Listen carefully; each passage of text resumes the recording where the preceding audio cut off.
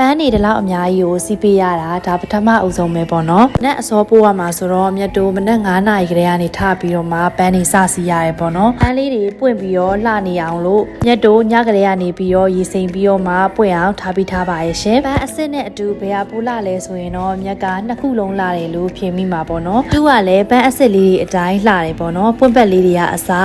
အယောင်ဆူဆူလေးနဲ့အရန်လာရပေါ့နော်အခုမျက်စိပေးနေတဲ့ပန်းအစ်စ်လေးတွေကလည်းသူ့ရဲ့သဘာဝအလှလေးတိုင်းအောင်မှာအရန်လာတာပေါ့နော်ပြီးတော့ဒီပန်းအစ်စ်လေးတွေရဲ့အာသာချက်ကအရန်မွေးတယ်ပေါ့နော်အားနည်းချက်ကတော့ကြာရှည်မခံတာပေါ့နော်ပန်းအတူကတော့အကြာကြီးတင်ထားလို့ရတယ်ပန်းအစ်စ်ကြတော့အကြာကြီးတင်ထားလို့မရဘူးပေါ့နော်နှမျိုးလုံးကတော့အရန်လာပါရဲ့ရှင်ကိုပေးတဲ့လက်ဆောင်ပစ္စည်းလေးကိုအကြာကြီးတင်ထားစီခြင်းနဲ့ဆိုရင်တော့ပန်းအတူလေးပေးပေါ့နော်ဒါလေးကတော့အများကြီး customer လေးကမျက်စိမှာပန်းအစ်စ်လေးတွေပဲလာမှာထားလို့အလားဆုံးလေးဖန်တီးပေးထားတဲ့ပန်းစီလေး3စီးပေါ့နော်ဒီရက်ပန်းစီလေးအပြင်ကိုမှဗတိကိတ်အကြီးလေးပါသေးရပေါ့နော်ကောင်မလေးရဲ့25နှစ်ပြည့်မွေးနေ့အတွက်ကိုမှမျက်စိမှာအော်ရာလေးလာမှာထားတာပေါ့နော်ဒီရက်ပန်းစီလေးကိုလည်းအပြက်စီးထိခိုက်မရှိအောင်ကိုယ်တိုင်ကိုယ်ကြားအသေးချာလေးတွားပို့ပေးဖြစ်တယ်ပေါ့နော်အားပေးရတဲ့အတွက်လည်းကျေးဇူးအများကြီးတင်ပါတယ်ရှင်